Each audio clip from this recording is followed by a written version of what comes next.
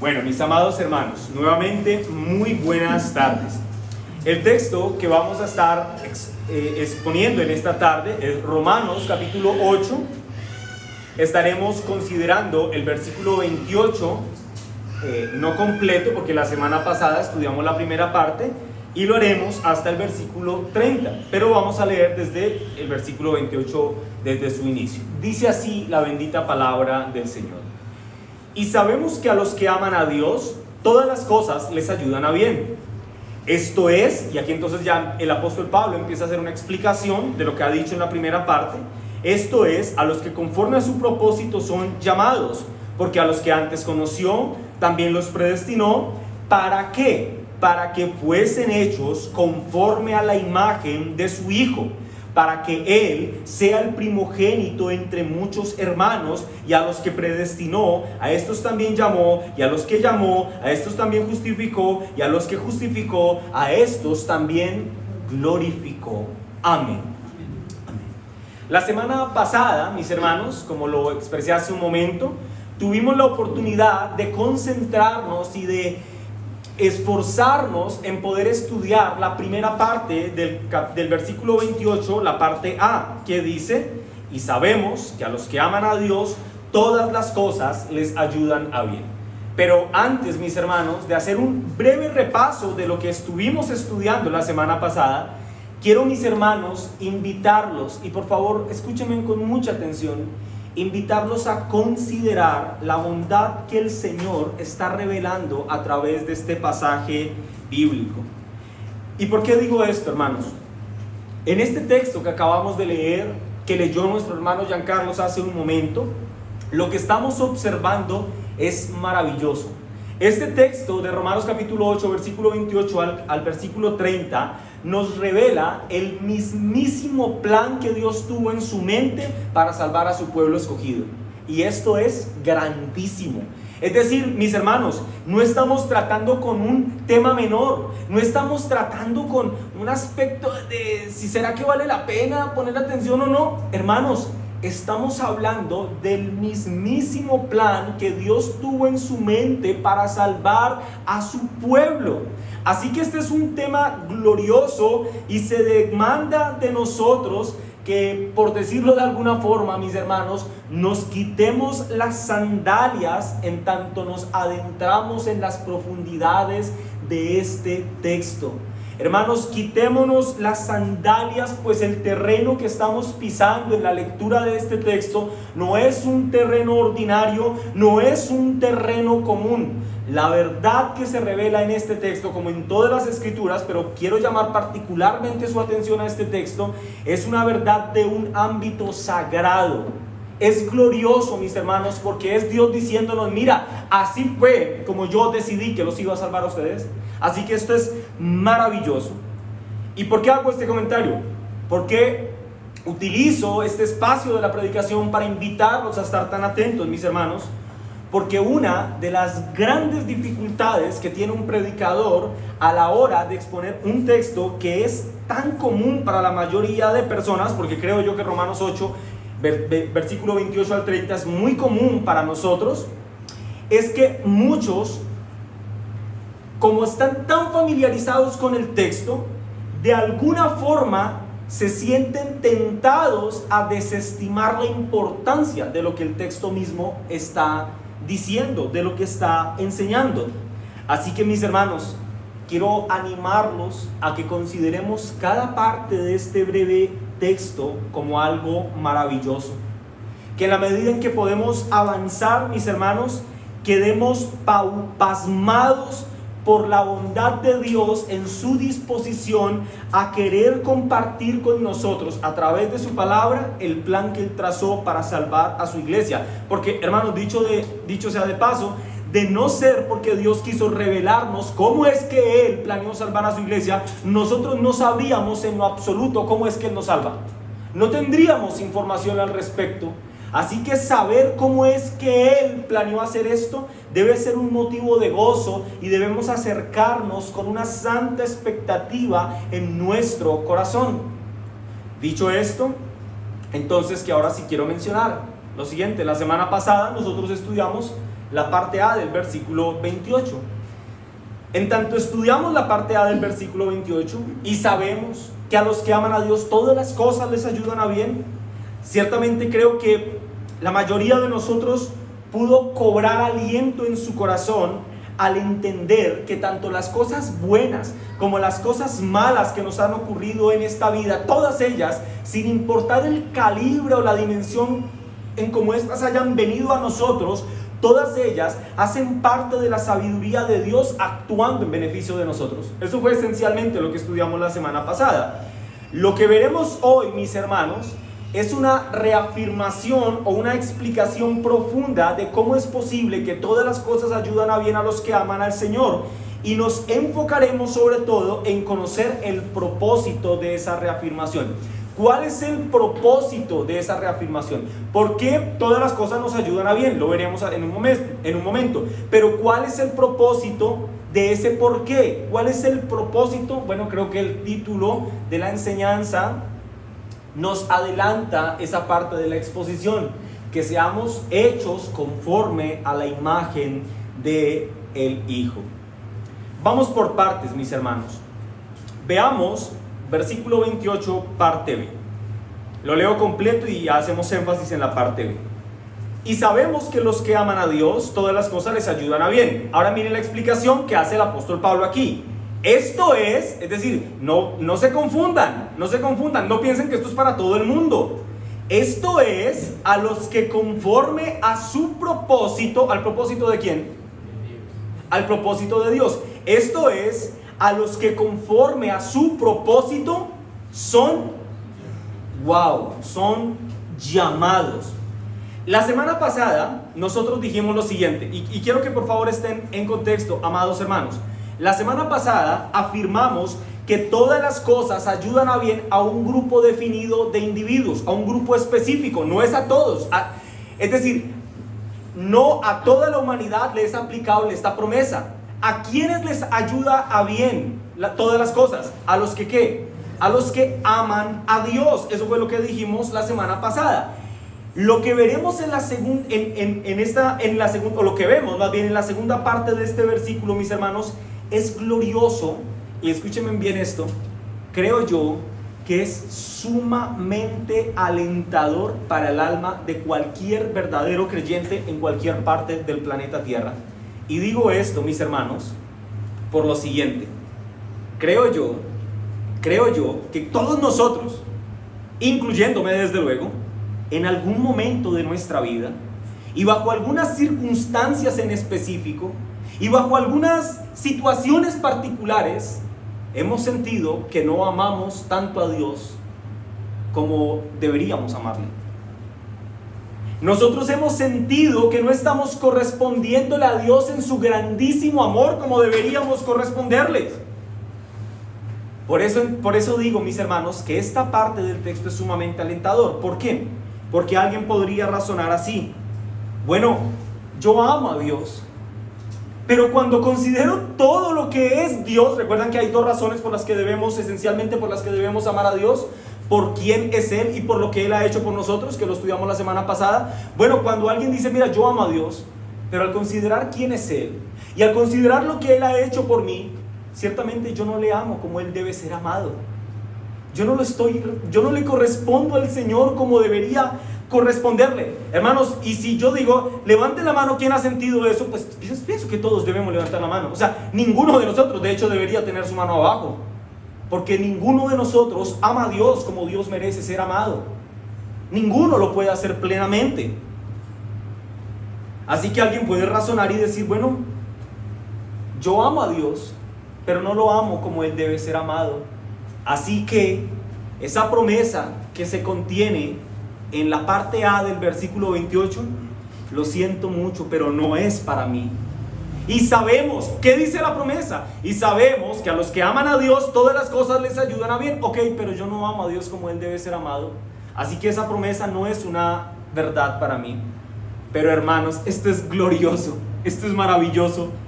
A fin de evitar que razonemos de esta forma y a fin de impedir que Satanás susurre esta corrompida mentira a nuestros oídos, nuestro bondadoso Señor declara esta gloriosa verdad en las Escrituras. Versículo 28, parte B. Esto es, a los que conforme a su propósito son llamados. ¿Ven por qué podemos cobrar aliento, hermanos? Qué maravillosas y alentadoras son estas palabras para el creyente. Pues estas palabras, mis hermanos, nos dejan ver que el fundamento de nuestro bien no tiene raíces en nosotros mismos, sino en el eterno propósito de bien de Dios para su iglesia. Y sabemos que a los que aman a Dios todas las cosas les ayudan a bien. ¿A quiénes? Aquellos que conforme a su propósito son llamados. Hermanos, Satanás utilizará con astucia la parte A de este versículo para decirte lo siguiente: oh, esta promesa no puede ser para ti, porque tú no amas a Dios, o por lo menos no lo amas mucho, o tus acciones realmente dicen que tu amor es endeble, que tu amor es fluctuante. Así que tú no puedes tener la certeza de que todas las cosas te ayudan a bien, porque tu amor es insignificante. Tú no amas realmente a Dios. Pero conviene, mis hermanos, que en esos momentos de debilidad nos apeguemos al consejo completo de la palabra de Dios y recordemos que esto es a los que conforme a su propósito son llamados.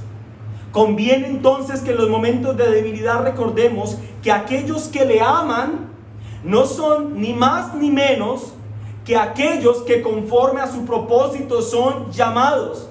Así que frente a los ataques de Satanás podemos responder así: sé que he sido llamado de las tinieblas a la luz admirable de Cristo, según los propósitos eternos de Dios. Y como sé que Él me ha llamado, sé que Él hará lo bueno en mi vida basado en su perfecta sabiduría, porque no depende de mí, depende de Él. Me gusta cómo lo expresa Calvino. Dice Calvino: la palabra o expresión propósito, conforme a su propósito, excluye expresamente todo cuanto se imagina acerca de que los hombres ponen algo de su parte. Como si Pablo dijese que Dios es la causa de nuestra elección y que ésta únicamente reposa en la secreta y buena voluntad de Dios. En otras palabras, este razonamiento contenido en esta parte del versículo 28 debe excluir de nosotros, debe silenciar completamente la voz de Satanás en nuestro corazón que diga: no, la promesa de la parte A del versículo 28 no te pertenece, no es para ti, porque es que tú no amas a Dios como Él debe ser amado. Bueno, es que eso no depende de mi amor fluctuante. El beneficio de esa promesa no depende de mi amor fluctuante, depende del invariable propósito de Dios, y ese propósito es eterno. Así que yo puedo estar seguro que esa promesa es una realidad para mí, que todas las cosas obrarán para bien en mi vida. Hermanos, ¿recuerdan que Romanos capítulo 8 está tratando un tema? Y el tema que está tratando es la seguridad que los creyentes tenemos en Cristo. ¿Ven cómo esto empieza a quedar extremadamente claro en este punto? Tú puedes estar seguro que todas las cosas obran para bien en tu vida porque tú le amas, porque Él te ha escogido. ¿Para qué le ames? Has sido escogido para amarle. Esto es maravilloso, mis hermanos. Miren lo que dice el versículo 29. Porque a los que antes conoció, y aquí ya empieza a profundizar en este aspecto, a los que antes conoció también los predestinó. ¿Con qué propósito? Para que fuesen hechos conforme a la imagen de su Hijo, para que Él sea el primogénito entre muchos hermanos. Mis hermanos, repito algo que dije al comienzo. Quiero que por favor se despeguen en sus mentes un poco de la familiaridad que tenemos con este versículo y de alguna forma hagamos de cuenta que nunca lo hemos leído. Vayamos sin prejuicios a lo que dice el versículo. Recuerden, estamos pisando suelo santo. Este versículo revela la forma en la que Dios planeó salvar a su iglesia. Así que no tengamos prejuicios en relación al texto. No tengamos prejuicios en relación a la doctrina de la elección y vengamos con una santa expectativa en nuestro corazón hacia el texto y permitamos que la palabra de Dios hable. ¿Qué nos indica el texto?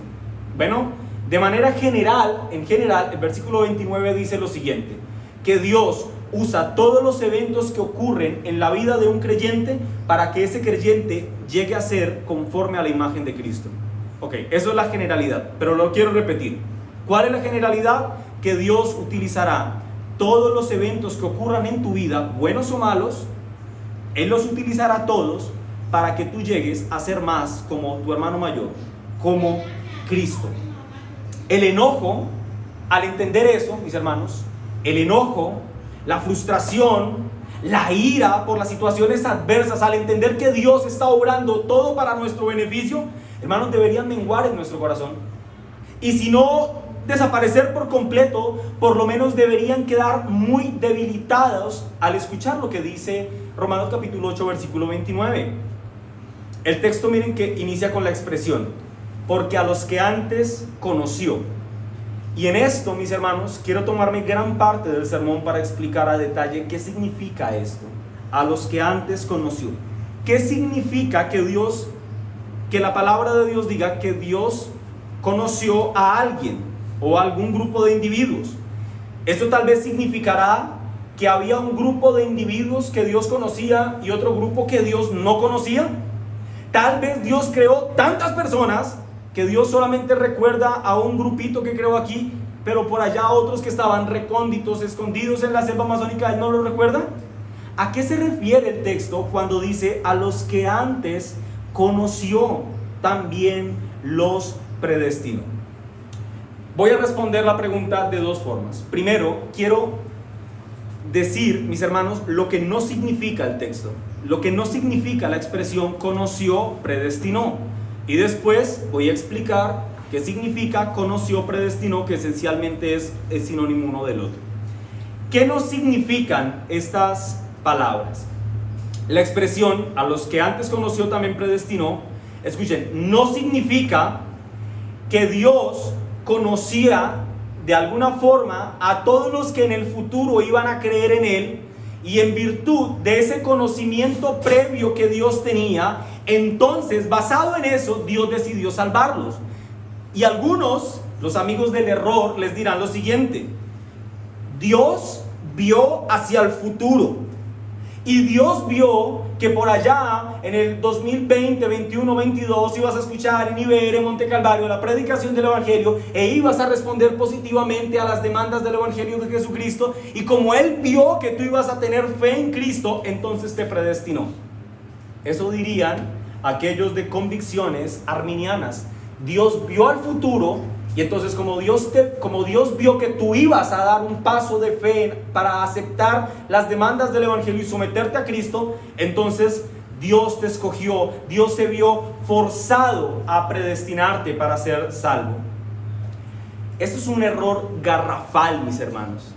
Esto es un error que, entre otras cosas, ha sido condenado en diferentes concilios a lo largo de la historia. Pero me gusta mucho cómo Martyn Lloyd-Jones le responde a este razonamiento. Dice Martyn Lloyd-Jones: esta terrible invención humana es como poner el carro delante de los bueyes. O sea, esto es una incoherencia.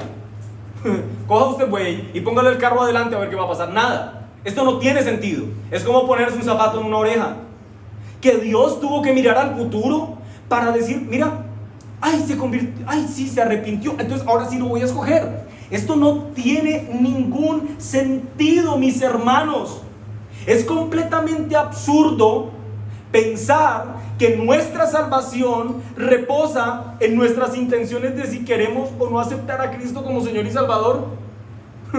Hermanos, si eso fuera cierto, no habría un solo salvo sobre la tierra. No habría un solo creyente. Entonces, eso no significa el texto.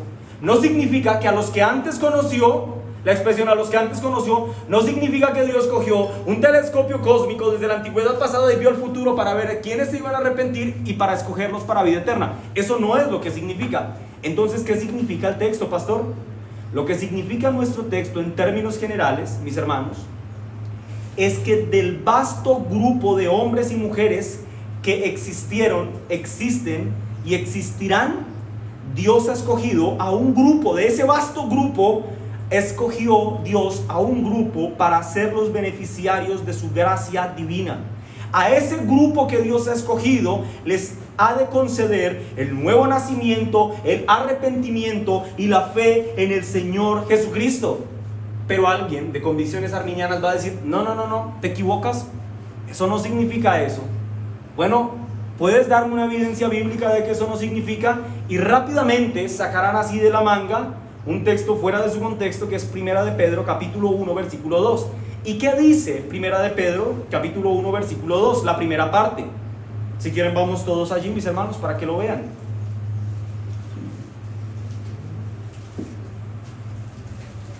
Primera de Pedro, capítulo 1, versículo 2, parte A. Dice así la bendita palabra del Señor. ¿Estamos allí, mis hermanos? Amén. Muy bien. Lean conmigo, dice, elegidos según la presciencia de Dios. La presciencia es su conocimiento previo. Noten que no dice presencia, sino presciencia, un conocimiento previo. Entonces dirán, ¿lo ves? ¿Ves que el texto dice dice clarito que fuimos elegidos según el previo conocimiento de Dios? ¿Ves que tú estás en un error? Dios sí vio al futuro y tuvo un conocimiento previo del futuro y por eso nos escogió. Pero hermanos, creer esto, escúcheme, es un error hermenéutico abusivo, brutal. O sea, esta es una de las peores hermenéuticas que ustedes pueden leer si ustedes leen ese texto así. Dios vio al futuro y te escogió porque el texto dice, literalmente, elegido según la presencia del Dios Padre. Eso es un error hermenéutico muy grave. Para entender correctamente lo que Pedro está diciendo, conviene que hagamos uso de la hermenéutica y que veamos qué quieren decir las escrituras cuando se refieren a la presencia o al conocimiento previo de Dios en otras partes de la misma. Vamos a ver varios versículos, mis hermanos, varios. Los que sean de Biblia rápida vayan conmigo, los demás tomen nota o escuchen atentamente. Pero antes de ir a los textos, quiero establecer una tesis para que ustedes vean cómo esa tesis se cumple en todos los versículos que vamos a leer. Cuando nosotros hablamos de la presencia de Dios, estamos hablando en términos bíblicos de un conocimiento cariñoso y personal o especial que Dios tiene de personas. Lo voy a decir otra vez. Cuando nosotros hablamos de presencia, no de acciones, de personas. Cuando hablamos de presencia, estamos hablando de un conocimiento cariñoso, personal y especial que Dios tiene de personas, de individuos. No de acciones de las personas, sino de individuos en particular. Ahora, pastor, ¿y de dónde saca usted eso? Vean por favor conmigo lo que dice las escrituras. Éxodo 33, versículo 17. Vamos a leer varios textos, hermanos. Éxodo 33, versículo 17.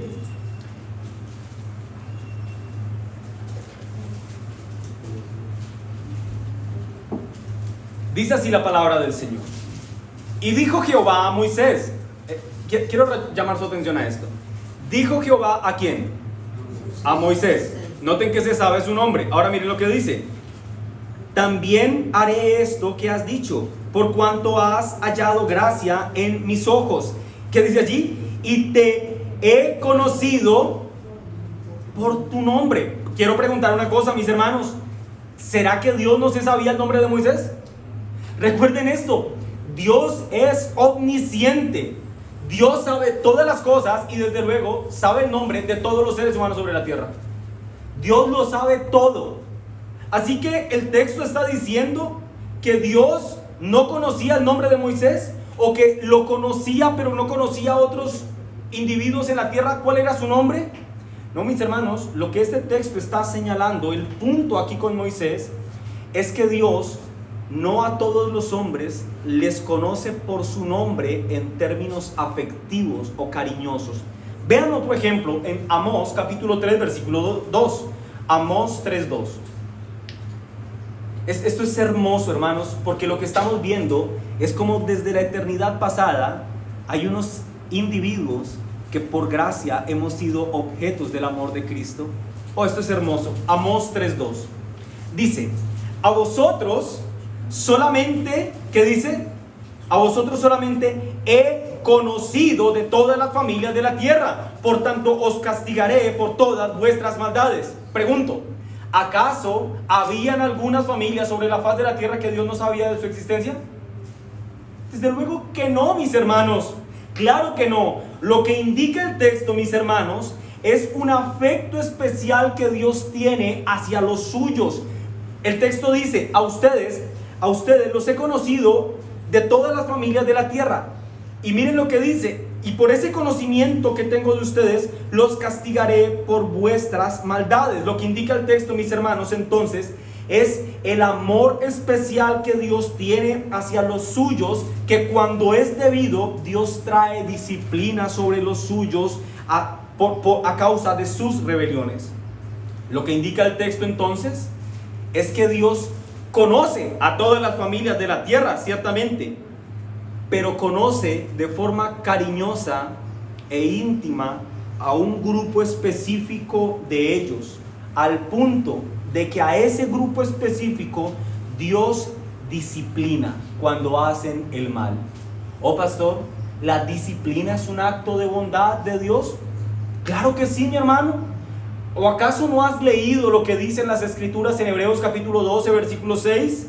Hijo mío, no menosprecies la disciplina del Señor, ni desmaye cuando eres reprendido por Él, porque el Señor al que ama, disciplina y azota a todo aquel que recibe por hijo. Ahora miren lo que dice Juan 10, 14, 15. Juan 10, 14, 15 es un texto importantísimo para entender lo que significa Romanos capítulo 8, versículo 29. Juan 10, 14 y 15. Dice así el texto. Está hablando el Señor Jesús y Él dice, yo soy el buen pastor. Y escuchen esto, ¿y yo qué?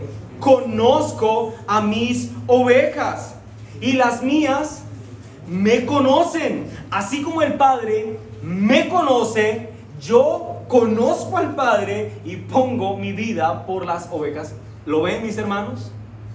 ¿Ven que la expresión conocer tiene que ver con un término íntimo, con un término entrañable?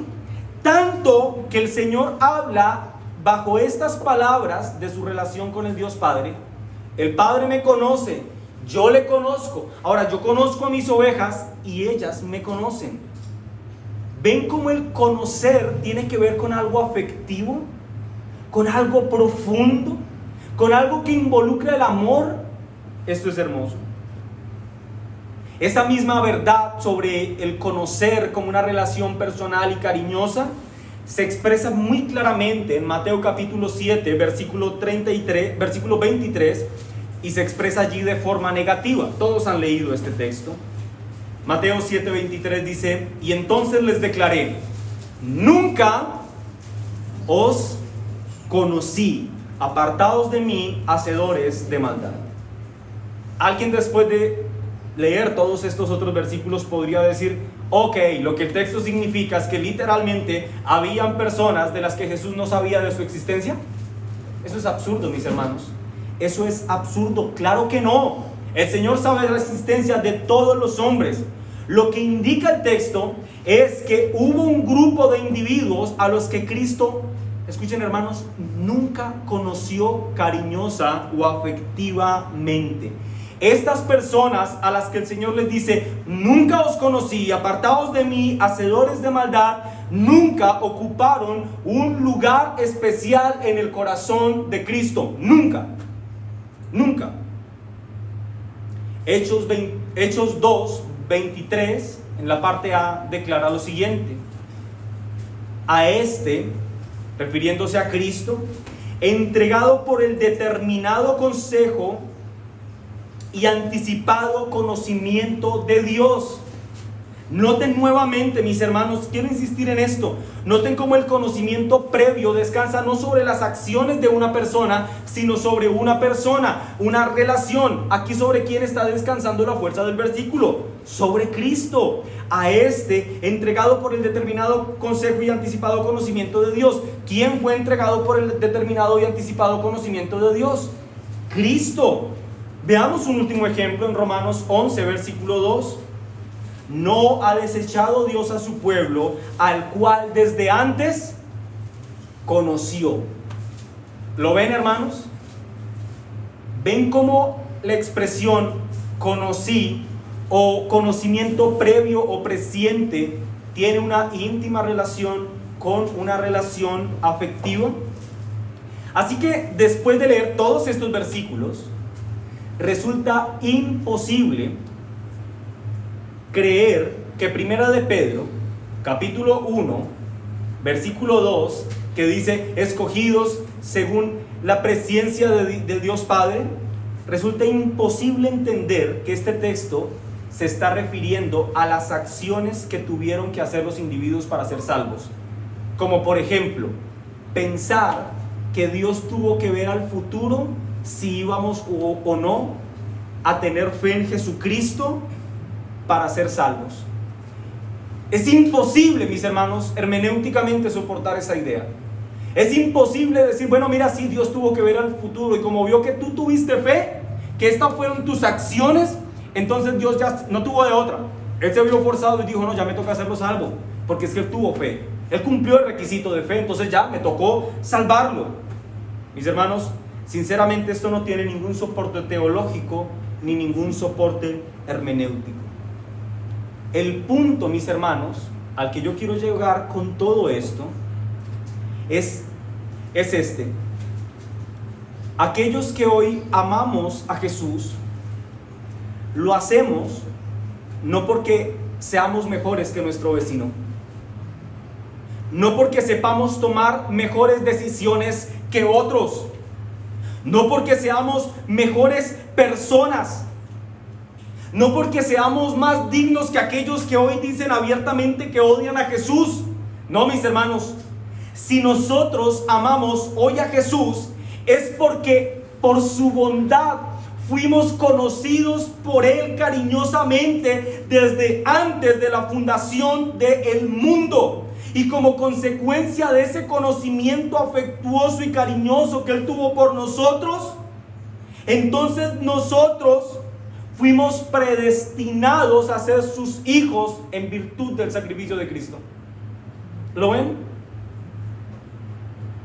Hermanos, si nosotros amamos a Dios, es porque Él nos amó primero. ¿Lo recuerdan? Lo estudiamos la semana pasada. ¿Ven cómo esto queda más claro? Es hermoso. Si nosotros hoy no le odiamos, es porque Él nos llamó para que le amáramos. Y cuando nos llamó, nos atrajo con cuerdas, con lazos de amor hacia la cruz. Mira cómo Lucas en Hechos capítulo 13 versículo 48 expresa esta realidad.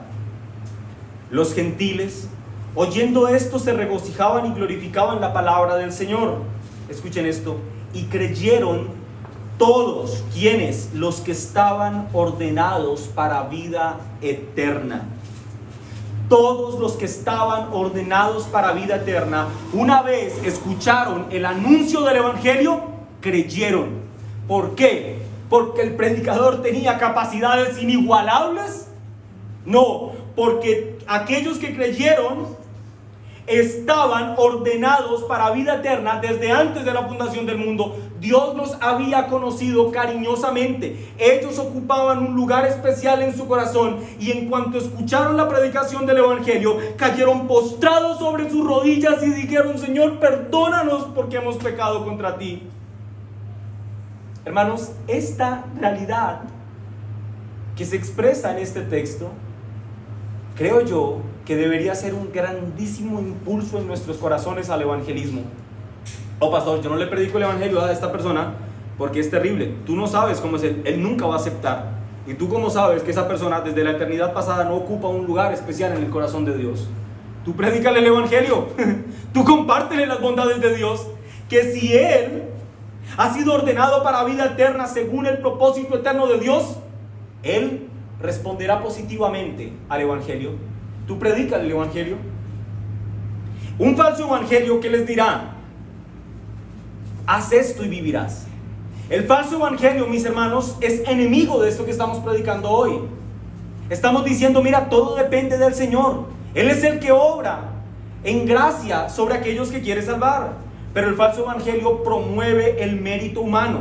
El énfasis de un falso evangelio, mis hermanos, se centra en esto: haz esto y haz aquello, y si tú haces esto y aquello, entonces tú vivirás. Pero hermanos, como lo anuncié minutos atrás, el comienzo de todo bien para los que pertenecemos a la iglesia de Cristo tiene su origen en el propósito eterno de Dios con respecto a nosotros. Tiene su origen en el Señor. Dave Jenkins comenta lo siguiente en relación a ese pueblo que ocupa un lugar especial en el corazón de Dios. Dios conoce a este pueblo de una manera especial, de una manera cariñosa, y luego los predestina para que en el transcurso del tiempo su pueblo sea salvo. Es una obra que Él hace en nosotros. Así que, mis hermanos, para cerrar esta idea, podemos decir que la predestinación tiene que ver con que Dios conoce de manera anticipada, de manera amorosa y tierna a esas personas que Él se ha propuesto salvar.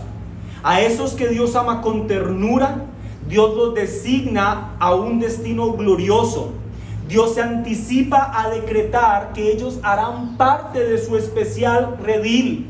Hermanos, escuchen esto: las ovejas de Cristo somos las ovejas de su prado aún antes de masticar realmente el pasto de ese prado celestial. Pero ya somos de su prado, ya somos de su redil. Ahora bien, ¿cuál es el propósito de este santo asunto? ¿Cuál es el propósito de este amoroso conocimiento que Dios tiene de los suyos, por medio del cual nos escoge para vida eterna? ¿Por qué Dios lo hace?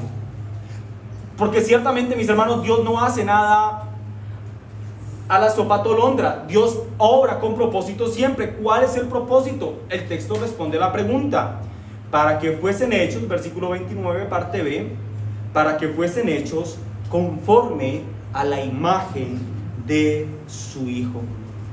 Hermano amado, mira con asombro esta preciosa verdad. Mira con solemnidad lo que el texto está diciendo. Escucha esto: la razón por la que Dios ha amado a su iglesia de una forma tan cariñosa y de una forma tan tierna como lo hemos estado estudiando en esta tarde, es para que su iglesia cumpla este propósito: se conforme a la imagen de su Hijo Jesucristo. En otras palabras, hermanos, todos los hechos que ocurren en nuestra vida realmente nos ayudan a bien, porque cada uno de estos hechos que está dirigido bajo la sabiduría divina están encaminados en moldear nuestra vida, en darle forma en nuestra vida, en esculpirnos, en orientarnos a ser cada vez más y más como Cristo. Todos los hechos que Dios permite en nuestra vida cumplen este santo propósito: que seamos más como Cristo. Es como alguien diría: Dios nos está virtiendo en el molde de la perfecta imagen de su Hijo Jesucristo. Así que aquellos individuos que un día fueron marcados por Dios en su amor especial, amorosamente atados con lazos de amor, son aquellos que son llamados. Esos mismos son justificados, regenerados, adoptados, santificados y, como dice el versículo 30, finalmente glorificados. Hermanos, qué estupendo es el plan de Dios para salvar a su iglesia. Yo los animo, hermanos, a que ustedes observen esta sabiduría celestial de Dios en la forma en la que Él salva a los suyos, y llenemos nuestro corazón de un especial afecto hacia el Señor, pero también de una especial confianza por lo que Él hace en relación a nosotros. Lo que quiero señalar entonces, mis hermanos, es que el propósito redentivo de Dios con su iglesia no se restringe únicamente a perdonar nuestros pecados o a declararnos justos delante de Él. El propósito realmente redentivo o el fin del propósito redentivo es que tú y yo seamos hechos conforme a la imagen de Cristo. ¿Y qué significa eso, pastor? Martyn Lloyd-Jones hace una declaración asombrosa de lo que significa ser hechos a la imagen de Cristo. Escuchen, hermanos: seremos como Él, sin pecado, sin imperfecciones, y seremos santos, rectos, perfectos, sin mancha y radiantes igual que Él. Ya somos todo eso legal y posicionalmente, pero estamos destinados a hacerlo en el ámbito de la experiencia en la gloria, a fin de que seamos como nuestro hermano mayor en todos los aspectos, salvo en la divinidad. Sigo citando a Martyn Lloyd-Jones, y miren lo que dice Martyn Lloyd-Jones, que es muy conveniente a nuestra época, porque los falsos maestros no tienen reparo en poner en sus bocas falsedades del tipo somos Jehová Juniors. Miren lo que responde Martyn Lloyd-Jones: no se nos ha destinado a ser dioses, pero sí señalado para que llevemos una semejanza notable con el primogénito respecto a su naturaleza humana glorificada en espíritu, alma y cuerpo, que estemos completamente conformados a su imagen, una nueva humanidad según su semejanza. Nunca más nos conformaremos a la semejanza de Adán, seremos como él, refiriéndose a Cristo, en pensamientos, actitudes, reacciones y motivos. Dice Martyn Lloyd-Jones: qué glorioso es todo esto. Seremos miembros de una humanidad impecable que reina con cuerpos glorificados. Wow. Sí, yo también digo amén. Esto es hermoso. Un día, mis hermanos, tendremos un cuerpo glorificado y estaremos con Cristo en la eternidad. Hablando de esta gloriosa realidad, el apóstol Pablo en Filipenses capítulo 3, versículo 20 y 21 declara lo siguiente: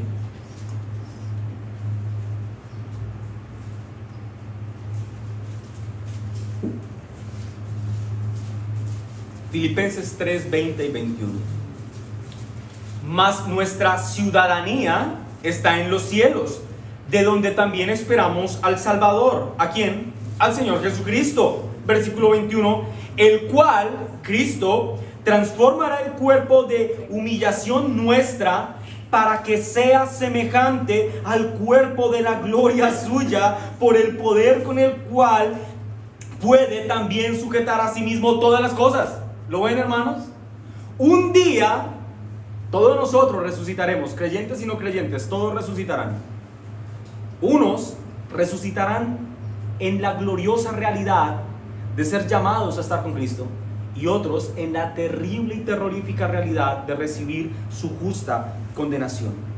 Pero aquellos que han puesto su confianza en Cristo, aquellos que hemos sido conocidos desde antes de la fundación del mundo por nuestro Padre, tendremos el gozo de estar con Cristo por siempre y para siempre, y habitando juntamente con Él en un cuerpo que es en semejanza al suyo, un cuerpo glorificado. En síntesis, mis hermanos, a lo que nos lleva todo esto, mis hermanos, es que el propósito último o el propósito final de Dios en la salvación de su pueblo escogido apunta a esto: a que su Hijo unigénito sea exaltado en la salvación de sus escogidos. Lean lo que dice la parte final del versículo 29: para que Él, refiriéndose a Cristo, sea el primogénito entre muchos hermanos. Hermano amado, lo que significa esto es que si tú has puesto tu confianza en Cristo, tú y yo fuimos escogidos por Dios a fin de que nos conformemos a su imagen con el propósito de que Cristo sea exaltado, con el propósito de que Cristo sea preeminente, con el propósito de que Cristo sea visto como la cabeza de una nueva raza. Que Cristo sea exaltado es el propósito final de la salvación de la iglesia. Bajo este contexto, mis hermanos, nuestra salvación viene a ser un asunto meramente secundario. Y ojo, no estoy diciendo que no sea importante hablar de nuestra salvación.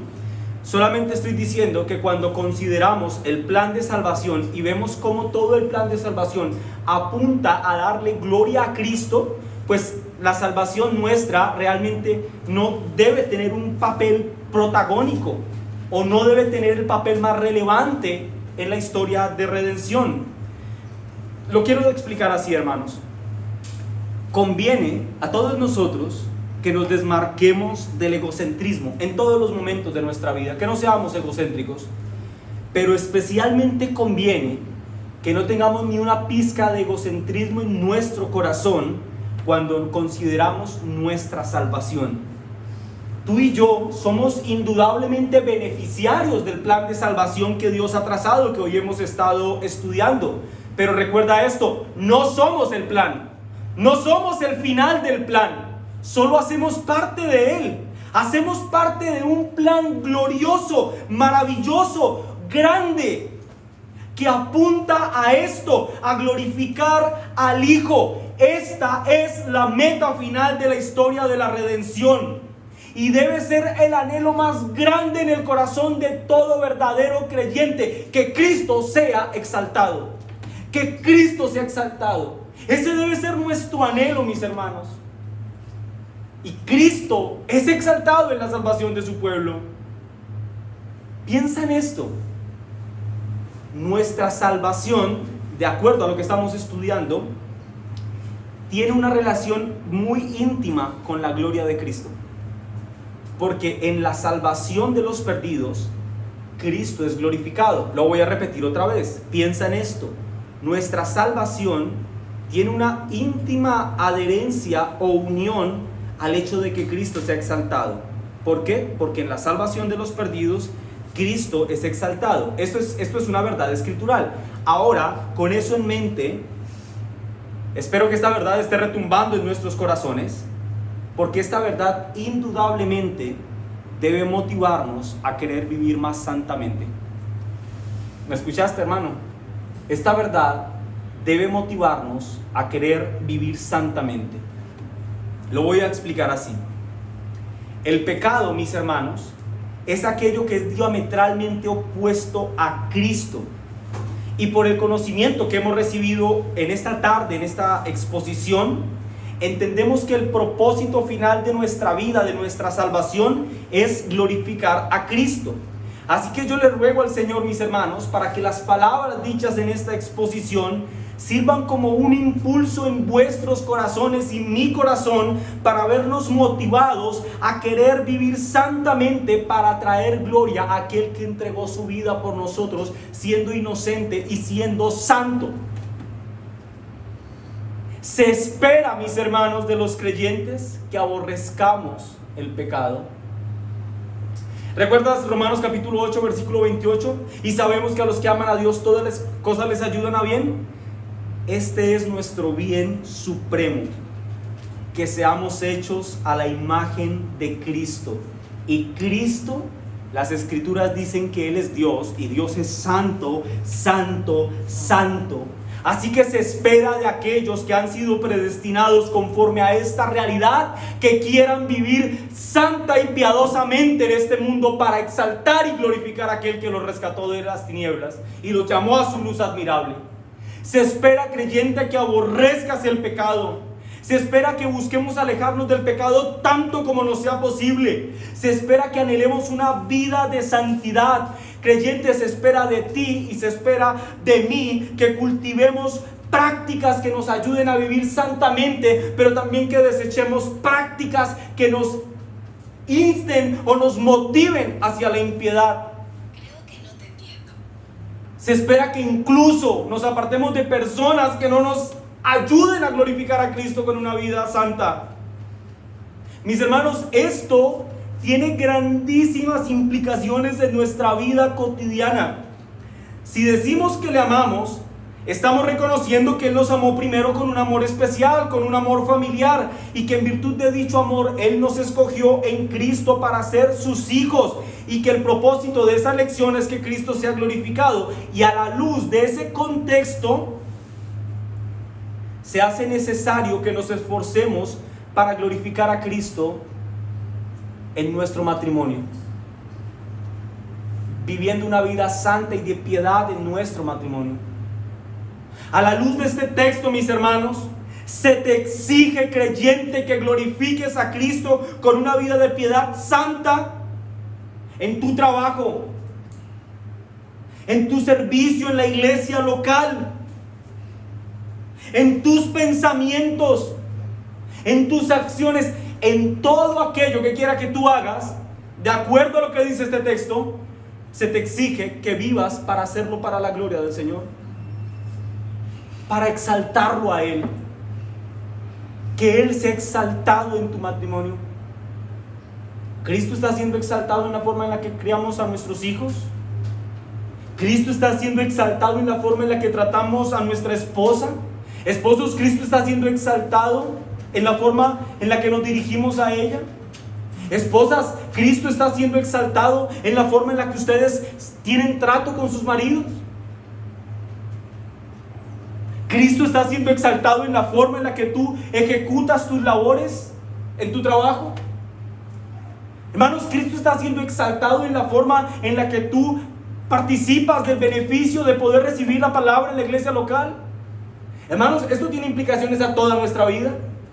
Cristo es exaltado en la salvación de su pueblo. Ahora su pueblo debe vivir en pro de exaltar a Cristo. ¿Estamos exaltando a Cristo en toda nuestra vida? Hermanos, Dios está formando un parecido familiar en nosotros. Dios no solamente está salvando individuos de aquí y de allá. Dios está formando una familia. Y esa familia está hecha a la imagen de su Hijo, de su unigénito. Así que no podemos tener en poco nuestra lucha con el pecado, pues el pecado, mis hermanos, es lo que sustancialmente nos diferencia de Cristo. Un entendimiento correcto de la doctrina de la elección, contrario a lo que muchos piensan, impulsa a un individuo a querer vivir santamente delante del Señor. Saberse escogido por Dios lo impulsa a querer ser santo delante de Dios. Lee conmigo lo que dice el versículo 30 y con esto terminamos. Y a los que predestinó, a estos también llamó, y a los que llamó, a estos también justificó, y a los que justificó, a estos también glorificó. Este texto comúnmente se le conoce como la cadena de salvación, la cadena irrompible de salvación. Otros he escuchado que le dicen la cadena de oro de la salvación. Y lo que tenemos en este texto es ciertamente eso, una cadena irrompible que inicia con la predestinación, que tiene su origen en la eternidad pasada y se extiende hasta la glorificación, que tiene su lugar en la eternidad futura. Este texto, mis hermanos, este glorioso texto, anuncia con claridad que el propósito de Dios en el plan de redención, que es glorificar a Cristo, será plenamente cumplido, plenamente cumplido. Es decir, Cristo sí o sí será glorificado y exaltado en la salvación de su iglesia. Sí o sí se cumplirá esto. ¿Por qué puedo decir esto? ¿O por qué lo puedo afirmar? Lean conmigo. Y a los que predestinó, ¿qué hace con ese grupo de personas? ¿A estos también qué? Los llamó, ok. Y a estos que llamó, a ese mismo grupo de individuos también ¿qué? Justificó. Y a ese mismo grupo de individuos, que esencialmente son los mismos que un día Él predestinó, a esos mismos también ¿qué? Los glorificó. Noten esto, hermanos.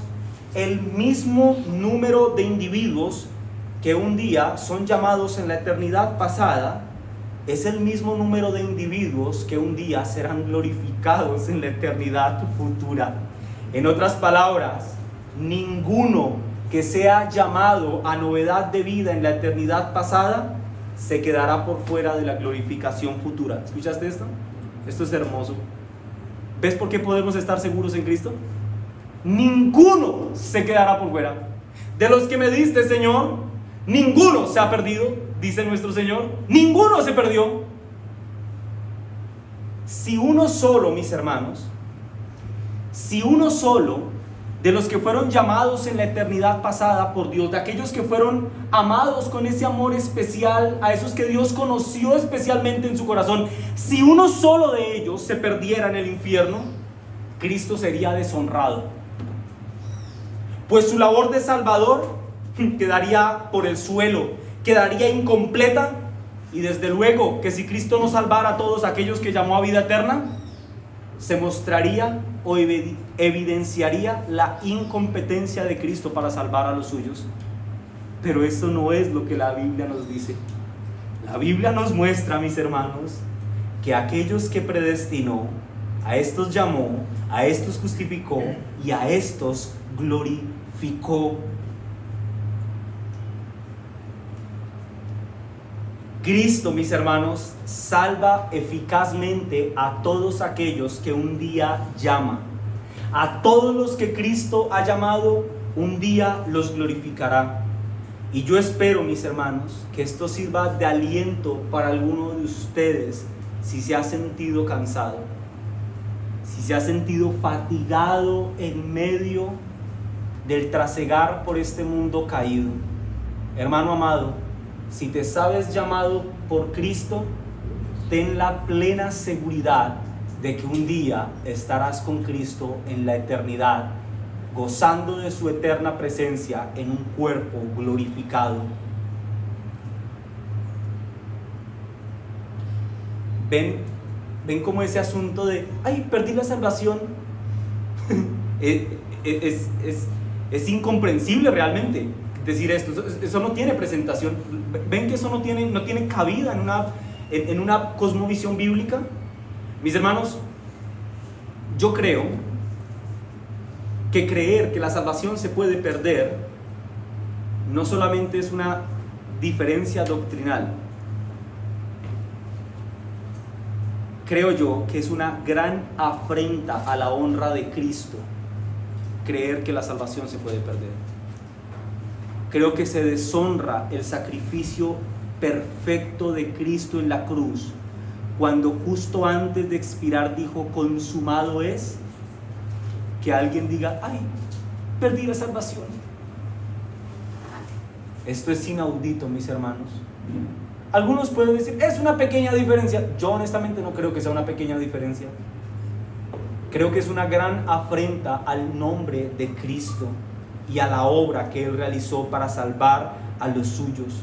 Y es una ofrenda porque para que Cristo salvara a su iglesia no tuvo solo que desearlo, tuvo que venir a morir en una cruz para librarnos de nuestra condenación. ¿Ven, hermanos, cuán seguros podemos estar en las manos de Cristo? ¿Ven lo seguros que estamos en Él? Si Él te llamó, Él ha dispuesto un lugar para ti en el cielo. Tu lote está marcado en el cielo. ya tienes un lugar. Hoy, hermano, posicionalmente esa es tu realidad. Pero un día en la experiencia viviremos esa realidad. Legal y posicionalmente somos habitantes del cielo hoy, ciudadanos celestiales.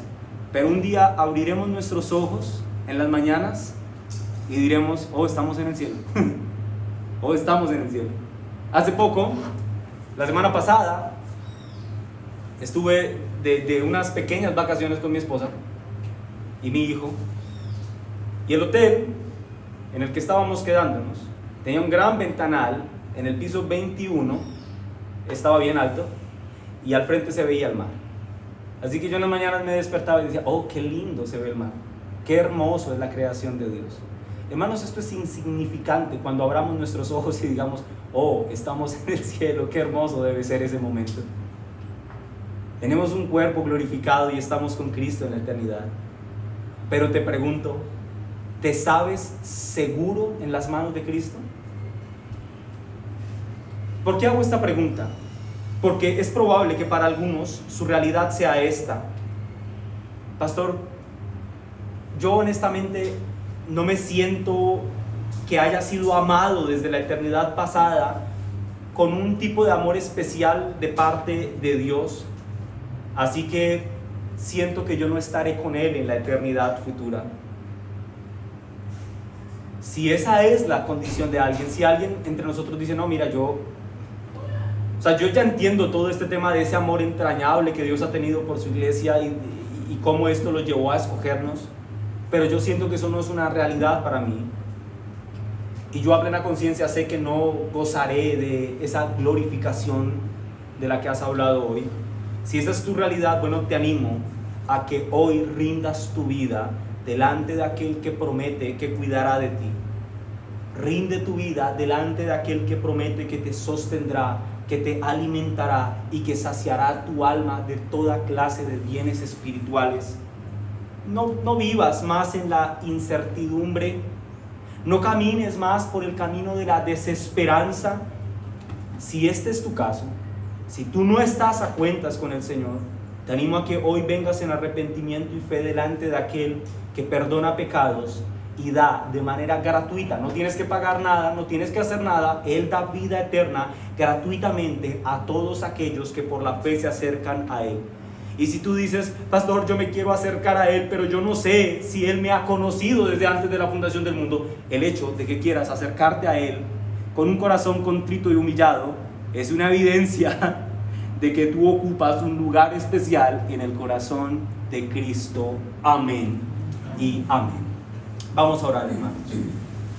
Padre, te damos gracias, Señor, por concedernos poder participar de la celebración del culto dominical.